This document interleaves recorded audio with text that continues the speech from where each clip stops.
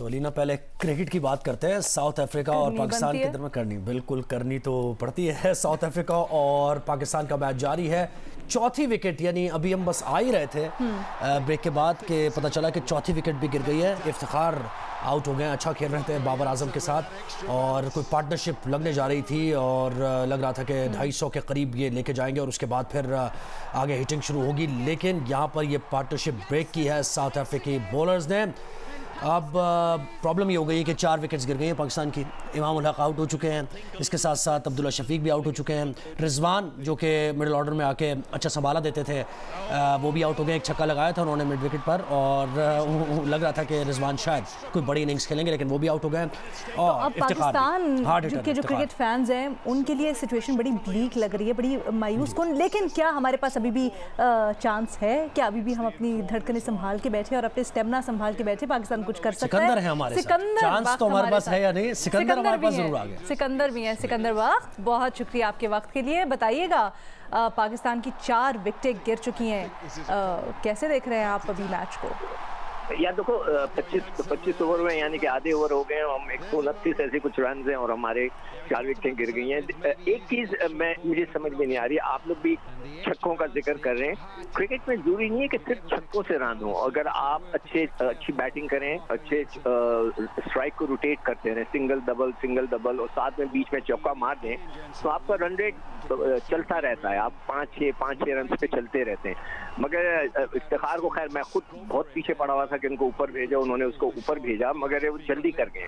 इतनी जल्दी मतलब हर वक्त छक्के नहीं लगते। You have to be careful. आपको पूरे ओवर देखें, 25 ओवर होते हैं, उनको लेके जाना चाहिए था 40 ओवर तक, और फिर 40 ओवर के बाद फिर वो लाठी चार्ज कर सकते थे। खैर एनीवे, अब पाकिस्तान को अब सर्वाइव करना पड़ेगा। अभी भी साउथ शकील है नीचे और फिर ऑलराउंडर्स आ जाएंगे, नवाज है और शादाब है, तो देखते हैं। बट सिकंदर, वजह क्या आप देख रहे हैं? क्या ये पिच बड़ी डिफिकल्ट है खेलने के लिए, या हमारे लड़के T20 की तरह तेज तेज खेल रहे हैं? देखो, एक तो हमारे जो लड़के हैं ना वो अंडर प्रेशर आ गए हैं। हम जिस तरह एक्सपेक्टेशन थी हम लोग के, जी नंबर 1 है, बाबर नंबर 1 बैटर हैं, पाकिस्तान की टीम नंबर 1 रह चुकी है, हम इसमें टॉप पे थे, एकदम से हम अंडर प्रेशर आ गए। और सबसे बड़ी इसकी जो बेसिक वजह है कि हमारे जो फास्ट बॉलर्स हमें सपोर्ट करते थे और वो अगर बैटर्स रन नहीं करते थे तो फास्ट बॉलर्स जो है वो उसको कवर कर लेते थे, मगर अब वो नहीं नजर आ रहा। उनके वीक होने से, फास्ट बॉलिंग के हमारे वीक होने से, शाहीन नहीं बॉल सही करे, नसीम शान फिट हैं, हारिस से नहीं अच्छी बॉलिंग हो रही है, हम अंडर प्रेशर आ गए। अब हमारी जो वीकनेसेस है वो छुप नहीं रही हैं, और जब आप टीम अंडर प्रेशर आती है तो उस वक्त वो जो इस वक्त जो हाल है पाकिस्तान टीम का कि 4 लड़के आउट हो गए, इस वक्त 2 विकेटें गिरती तो फिर भी सही था। तो देखते हैं, पिच थोड़ी सी टर्निंग शुरू है, स्लो है, मगर इसका ये मतलब नहीं है कि ये सारे इंटरनेशनल क्रिकेटर्स हैं, प्रोफेशनल्स हैं, तो उनको अपने आप को एडजस्ट करना चाहिए इस पर पिच। अच्छा, जैसे को ये भी बताइए कि ये साउथ अफ्रीका की जैसी बैटिंग परफॉर्मेंस जा रही है अभी, यानी विकेट्स तो गिर गई हैं, रिकवरी स्टेज में अब हैं, कि कितने यानी टारगेट क्या हो कि हमें लगे कंपैरेटिव क्रिकेट हो पाएगी या पाकिस्तानी बॉलर्स कुछ किसी हद तक डिफेंड कर पाएंगे? हाँ, जो ये 280 तो नहीं, 250 के ऊपर तो हर हाल में जाना है आपने। अगर बाबर माँ खड़े रहते हैं और साउथ भी उनका साथ देते हैं तो 250 से लेके 280, 300 हो जाए तो बहुत ही अच्छी बात है। दैट विल बी मतलब एक गुड स्कोर। मगर 280 भी ऐसा होगा कि जिसके अंदर जो है आप जो है लड़ सकते हैं। तो मैं समझता हूँ 280 will be a very good target के जिसपे उनको हम अंडर प्रेशर ला सकते हैं। अच्छा, वैसे मैं समझती हूँ कि बहुत कबल अज़ वक्त है, लेकिन सिकंदर, आपकी मौजूदगी का फ़ायदा उठाते हुए पाकिस्तान क्रिकेट टीम सेमीफाइनल में उसकी रसाई, कितने % आपको इम्कान लग रहा है इस वक्त मैच देखने से? देखो अलीना, इसमें कोई इतनी बड़ी साइंस नहीं है। आपको सारे मैच जीत जाने हैं। आपने ये नहीं करना कि जी हमने रन रेट बढ़ाना है, हमने ये करना है, कुछ नहीं। आप सिर्फ मैच, आज का मैच देखने के बाद क्या प्रेडिक्ट कर रहे हैं? जाएंगे नहीं जाएंगे? आज भी जीत सकते हैं, कोई ऐसी बात नहीं है। देखें, अभी अगर उनको 200, हम चले 200 कर रहे हैं, हम 225 करते हैं, मगर हमारे बॉलर आउट कर दे ना। अगर हमारे बॉलर आउट करेंगे तो हम जीतेंगे, वरना हम नहीं जीत सकते। तो बॉलर ही हमारे अंडर प्रेशर आ गए। तो मैं तो अभी भी पूरी उम्मीद हूँ कि हमारे बॉलर्स को स्ट्राइक करना है। अगर वो स्ट्राइक करेंगे, आपके तजिए से we'll take away this line कि सिकंदर वक्त अभी भी पूरी उम्मीद है, इसलिए पाकिस्तान क्रिकेट के जो फैंस है वो भी पूरी उम्मीद है। बिल्कुल, हम भी पूरी उम्मीद है कि ये परफॉर्मेंस दिखाएंगे। सिकंदर, बहुत शुक्रिया, आपने वक्त दिया हमें। और सिकंदर कह रहे हैं ना कि बॉलर्स को परफॉर्म करना होगा, थोड़ा बैटिंग को भी ज़रा परफॉर्म करना पड़ेगा, क्योंकि इंडिया में हमने देखा है ओवरऑल बैटिंग बहुत अच्छी चल रही है और बड़े बड़े टारगेट्स दे रही हैं टीम्स। तो पाकिस्तान 280 बना के ये नहीं सोच सकता कि बॉलर्स उसको डिफेंड कर लेंगे। चलिए बताना है कि भारतीय फायरिंग से शहरी आबादी को नुकसान पहुंचा। पाक फौज ने भारतीय बिला इश्तियाल फायरिंग का भरपूर जवाब दिया। जवाबी फायरिंग से भारतीय बॉर्डर फोर्स को नुकसान उठाना पड़ा। फायरिंग के तबादले में कुछ भारतीय फौजियों के जख्मी होने की इत्तलात है। भारतीय फौज ने जफरवाल सेक्टर में क्वाडकॉप्टर ड्रोन की मदद से दरअंदाजी की कोशिश की।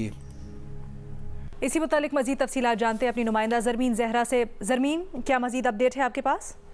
जी हेलेना, भारतीय फौज ने गुज़िश्ता रात जफरवाल सेक्टर में पहले क्वाड कोऑपरेटर जो ड्रोन है उसकी मदद से दरअंदाजी की कोशिश की थी और पाकिस्तानी फोर्सेस ने बर्वक्त कार्रवाई करते हुए ड्रोन को मार भगाया। उसके बाद भारतीय फौज ने गुज़िश्ता रात ही जफरवाल सेक्टर पर बिला इश्तियाल फायरिंग कर दी। भारतीय फायरिंग से सिविल शहरी आबादी को नुकसान पहुंचा है और ज़राए का बताना है कि जवाबी फायरिंग से भारतीय बॉर्डर फोर्सेस को भी नुकसान उठाना पड़ा है। पाक फौज ने भारतीय बिला इश्तियाल फायरिंग का भरपूर जवाब दिया और फायरिंग के तबादले में भारतीय कुछ फौजियों के जख्मी होने की इत्तलात भी मौसूल हो रही हैं। सिक्योरिटी माहिरीन का कहना है कि भारत की सीज फायर खिलाफ वर्जी के पीछे कतर में जो भारतीय जासूसों को सजाए मौत देने का जो फैसला किया गया है उस पर बैनुल अक़वामी जो भारत को जो शर्मिंदगी उठाना पड़ी है ये भी वजह हो सकती है। और मकबूजा कश्मीर में 27 अक्टूबर को यानी कि आज और पूरी दुनिया में जो कश्मीरी यौम सियाह मना रहे हैं इसकी वजह से भारत जो है वो भी बौखलाहट का शिकार हो सकती है। सिक्योरिटी माहिरीन ये भी कहते हैं कि भारत ने दुनिया की तवज्जो कश्मीर में सिक्योरिटी मसाइल से हटाने के लिए भी बिला इश्तियाल फायरिंग का ड्रामा है वो रचाया जा सकता है। बहुत शुक्रिया जरमीन ज़ारा, आपने डिटेल्स दी।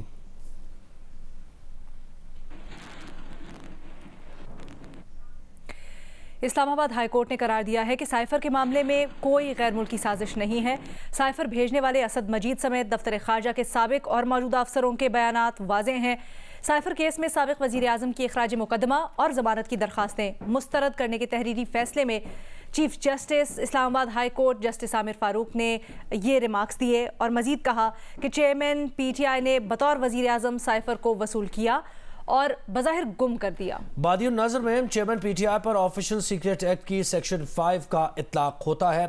हुकूमत गिराने की साजिश से अवाम को आगाह करने की दलील में वजन नहीं है।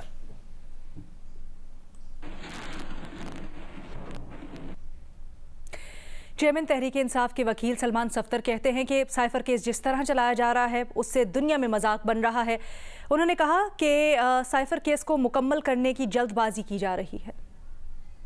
इस्लामाबाद हाई कोर्ट की जानिब से इमरान खान साहब की क्वॉशिंग ऑफ FIR की दरख्वास्त मुस्तरद कर दी गई। इमरान खान साहब की जानिब से पोस्ट अरेस्ट बेल एप्लीकेशन जो फाइल थी उसको भी आज डिसमिस कर दिया गया। ये पूरे का पूरा ट्रायल एक मजाक बन चुका है। इस कोर्ट में भी मजाक बना हुआ है जहां हम इस वक्त खड़े में, और इस्लामाबाद हाई कोर्ट में भी एक हफ्ते की तारीखें डाली गई। एक हफ्ते के बाद ऐसी ग्राउंड्स पर एडजर्न होता रहा ये मामला कि ज़मानत की एप्लीकेशन 10 घंटे उस पर बहस नहीं होती, ना ही उसके ऊपर 4 दिन बहस होती है, और अगर हुई है तो उसके बाद फैसला क्या है वो भी आपके सामने है। 2017 में फैज़ाबाद पर धरना किसने कराया? वफाकी हुकूमत ने जिम्मेदारों के तयन के लिए 3 रुकनी फैक्ट फाइंडिंग कमेटी बना दी। अटॉर्नी जनरल की जानिब से सुप्रीम कोर्ट में जमा कराई गई रिपोर्ट में कहा गया है कि फैक्ट फाइंडिंग कमेटी में एडिशनल सेक्रेटरी दाखिला और एडिशनल सेक्रेटरी दिफा के साथ डायरेक्टर ISI भी शामिल होंगे। फैक्ट फाइंडिंग कमेटी 6 फरवरी 2019 के फैसले पर अमल दरामद के लिए तश्कील दी गई है। TORs के मुताबिक कमेटी फैज़ाबाद धरने से मुतल्लिक शवाहिद इकट्ठे करेगी, शवाहिद, दस्तावेजात और रिकॉर्ड का जायजा लेगी और गवाहान के बयानात भी रिकॉर्ड करेगी।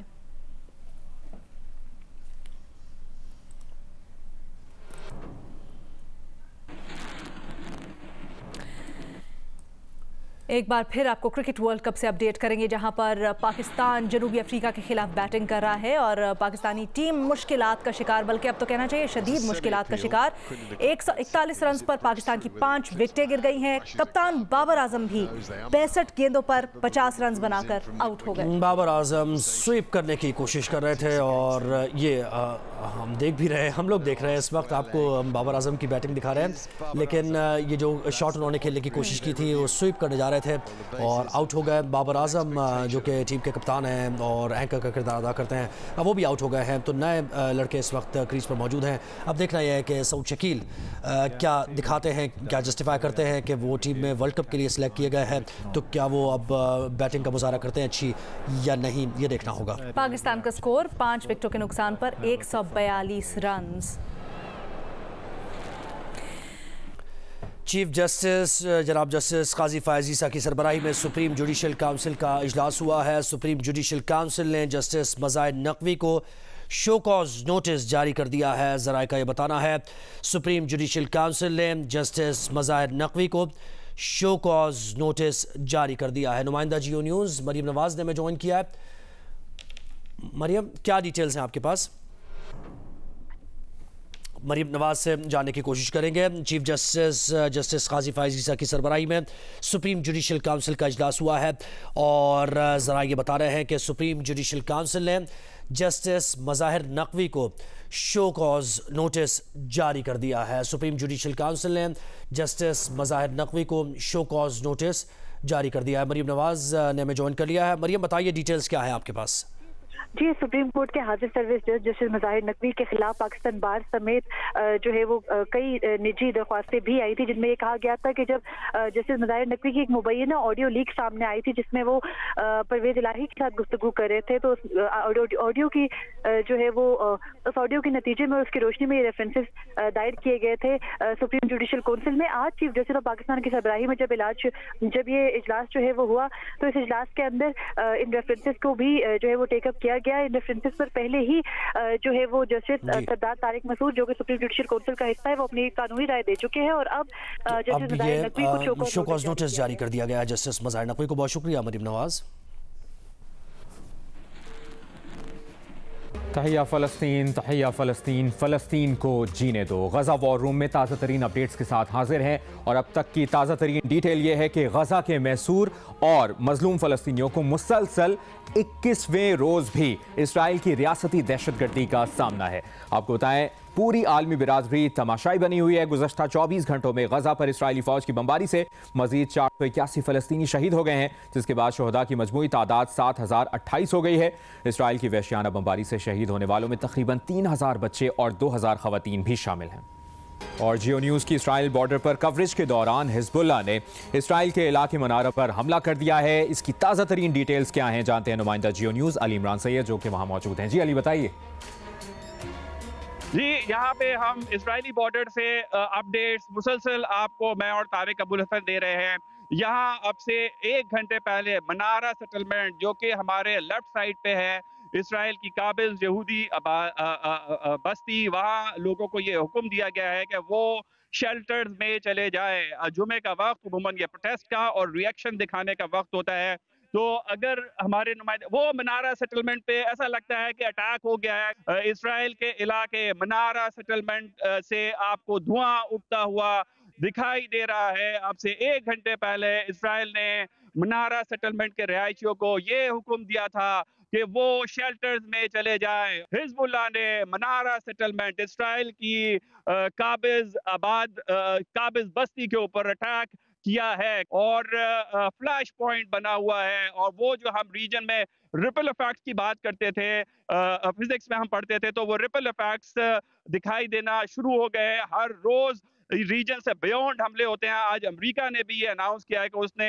मशरक़ी सीरिया में ईरान के हिमायती ग्रुपों पे हमला किया है और उसका ये कहना है कि हमारे जो बेसिस थे उस पे हमले के जवाब में हमने ये अटैक किया है और अगर ये सिलसिला हमारे बेसिस पे हमलों का ना रुका तो अमेरिका रिएक्शन दिखाएगा और रीजन में जंग फैल सकती है। ये सूरत हाल और गुज़िश्ता 24 घंटों में गाजा में जो डेथ टोल है अभी भी बढ़ा हुआ है। 487 अफराद, महसूर अफराद, प्यासे अफराद, भूख का शिकार अफराद, मजीद 487 शहीद हुए हैं। जियो न्यूज़ यहाँ इसराइली बॉर्डर से आपको मुसलसल अपडेट दे रहा है। बहुत बहुत शुक्रिया आपका अली इमरान सैयद, आपने तफसीलन आगाह किया। आपको ये भी बताएं कि मेयर लंदन सादिक खान ने गजा में जंग बंदी का मुतालबा कर दिया है। इंतहाई अहम बयान सामने आया है मेयर लंदन सादिक खान का। उन्होंने कहा है कि लंदन में रहने वालों के खानदान के अफराद गजा में तशद्दुद हलाकतों का शिकार हो रहे हैं, इसलिए वो इंटरनेशनल कम्युनिटी के साथ आवाज़ मिलाकर जंग बंदी का मुतालबा करते हैं।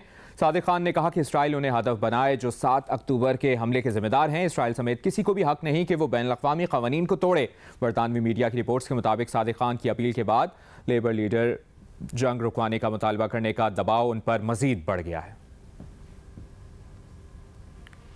यहाँ अहम खबर यह है कि आम इंतखाबात के लिए 28 जनवरी 2024 बरोज़ इतवार मुतवक्के तारीख है। ज़राए के मुताबिक इलेक्शन कमीशन सुप्रीम कोर्ट को 2 दिन बाद तहरीरी तौर पर आगाह कर देगा। इसकी तफसीलात जानते हैं अपने नुमाइंदे वकार सती से। वकार, क्या डिटेल्स है आपके पास?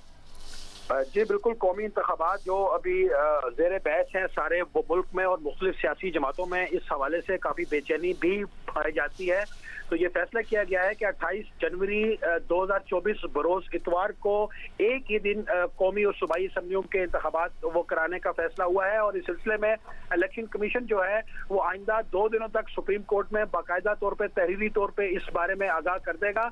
और इस हवाले से हुकूमती ज़राए से मेरी तस्दीक के लिए जब बात हुई तो उनका कहना था कि इलेक्शन कमीशन की तरफ से तजवीज़ करदा जो तारीख है उसके ऊपर इंतखाबात कराने के लिए वो तैयारियां शुरू कर दी गई हैं। और अब हम ये वसूख के साथ कह सकते हैं कि पाकिस्तान में आइंदा कौमी इंतखाबात जो हैं 28 जनवरी 2024 बरोज़ इतवार को होंगे।